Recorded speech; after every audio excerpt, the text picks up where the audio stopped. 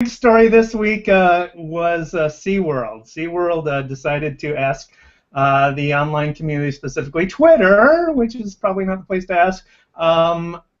ask them questions. And this is the company that was the subject of the Blackfish documentary in 2018 about how they mistreated the orca whales. So this is from a Mashable article by Molly Lynch.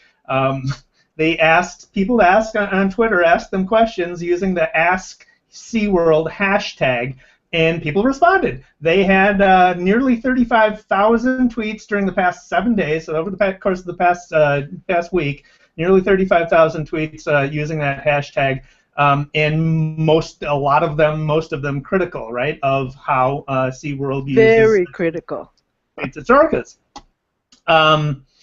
I think this. I think it's not. This isn't the case where they didn't know what they were doing. I think this is a case where they knew what they were doing. I think it's telling that they pulled something like this because I think it's telling of what Blackfish has affected their attendance.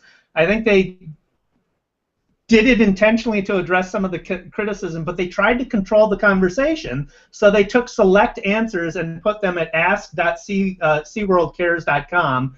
And if you look at the questions and the answers, you can tell they're trying to control the conversation. So one of the questions is, would Kiko the orca whale, known from the film Free Willy, have lasted any longer in SeaWorld? The answer they give from the author of Killing Kiko, a book on the subject, is yes, just a short yes. Another question is, why are zoos and aquariums important? The answer is given by frequently asked questions.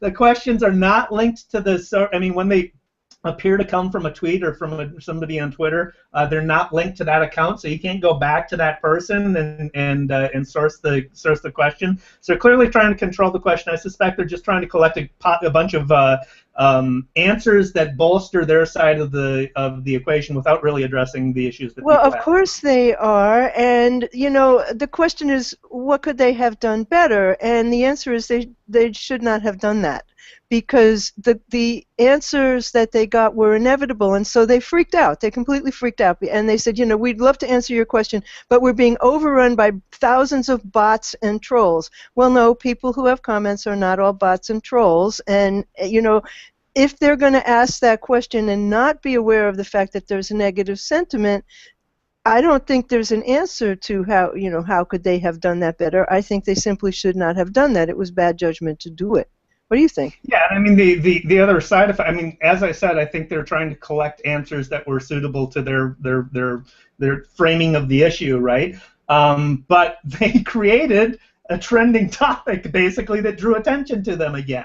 And then they also got nasty with the responders. Oh, how 2014 of you to hijack our hashtag. No, that's the way people interact on the internet.